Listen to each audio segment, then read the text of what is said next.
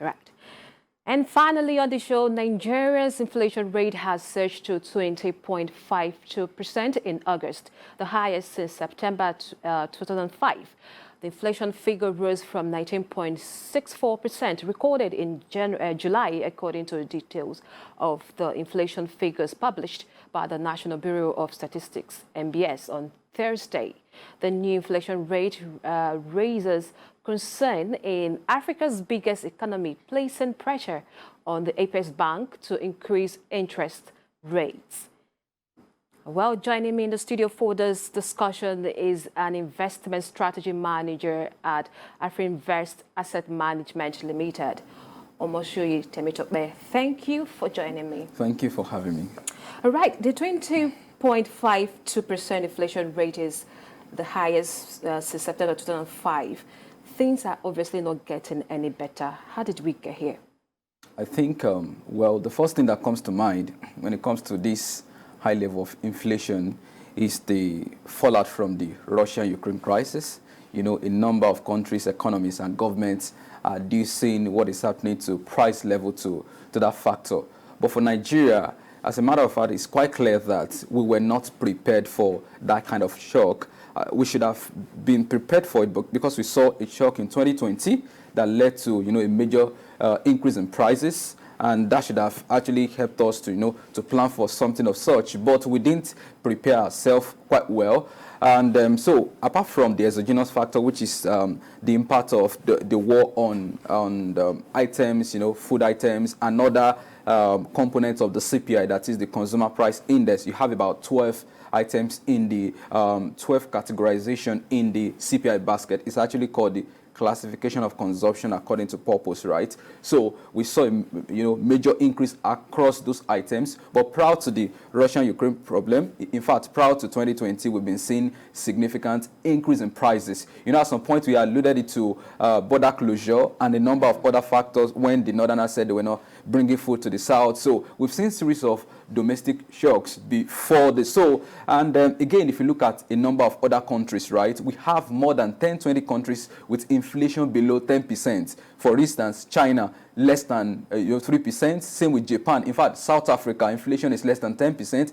As a matter of fact, Russia, where we have major crises, we've seen sanctions here and there. Inflation is currently decelerating because of the fact that the economy real sector is working quite well. So I think, apart from the fact that, you know, the exogenous factor affected domestic prices, we were not prepared on two angles. One, in terms of energy security and food security. Energy security, I mean, affordability and accessing energy in terms of PMS, diesel, and all that. We still depend on importation. And when it comes to food supply as well, you know, it's very sad that Nigeria depend heavily on importation despite the arable land. So for food security, you know, food is not affordable, and in terms of access as well, people don't have access to adequate food. So it's not about the price, it's all about, you know, affordability. So I think all of those concerns are what is actually playing out now beyond, you know, the Russian-Ukraine crisis. Because what comes to mind, or what an average person will tell you, is that, oh, it's as a result of the current,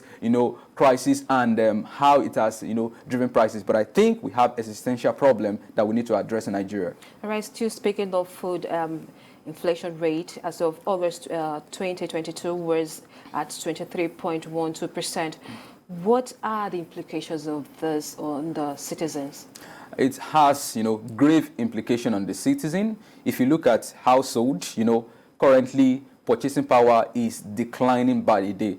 Purchasing power, I mean the quantum of goods and services you can afford with your income. If you use GDP to proxy income, because GDP is a proxy to, you know, national income, GDP has only gone up this year by maybe about 3%. The recent number we saw 3.5%. So an inflation is up by 20%. So if you look at that, income is not rising, but prices are rising. That is a sure recipe for you know, poor standard of living. That's on citizen, and you already know that once that subsists, it will lead to, you know, major social crisis, crimes, you know, everywhere. As you can see that a number of urban area states, the level of crime has increased astronomically, and it's as a result of lack of, you know, affordability, right? That is on the household part. And if you look at businesses as well, it's taking a toll on cost of doing business. You will see a company now that deliver very impressive return. But when you get to the bottom line of the company, I mean profitability,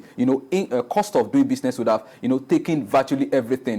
Not just cost of items, in fact, cost of getting credit facility as well, because as inflation is rising, lenders as well want to get high interest rates, and if you want to borrow money for investment at high interest rates, then it will take a toll on interest expense. All of this will dovetail into shrink margins for companies and for government as well. Before we saw this current inflation level last year, the budget was about maybe 14% for inflation, but this year we are looking at 20% so far this year, and that means government will not be able to achieve most of the planned budgets. On the one hand, if government is not able to make a lot of money from companies, private organization, or companies generally, as a result of low profit, because government get taxes from household. If people are employed, you get personal income tax, and for companies as well, you get the company income tax. So if household are not getting jobs, if companies are not delivering profit, it will take a toll on government revenue. Government will not get enough revenue. And as you can see that fiscal deficit is rising significantly because government is not getting enough revenue. On the expenditure side as well, if government has planned for this year that the expenses will be 12 trillion, you already know that because of increase in inflation, they will need much more. As revenue is declining, expenses are rising. Widening deficit will continue to be a major challenge to the government. And if you look at international trade part, how is inflation affecting it? It's actually taking a toll on what is happening in that part, because if manufacturers are not able to produce adequately because of high cost of raw material, it will affect export. And once you have, if export is not competitive, if our export is not competitive, it's going to affect, our trade position negatively. So it's actually very important that we begin to look at how to address inflation, because you can destroy, an economy by just causing price instability beyond just Boko Haram or form of terrorism. Inflation alone can destroy any economy because it will create instability, heighten the rate of crime, and a number of other areas will be negatively affected. Okay, all right. Finally, I would like to find out from you. Already mentioned the problems and possible solution to all of this, but what really do you think we are not doing right as a nation, and how realistically do you think this can be addressed? I think we have to focus on productivity. Nothing brings down inflation beyond productivity. Is a function of demand and supply. If you want prices to come down, supply more.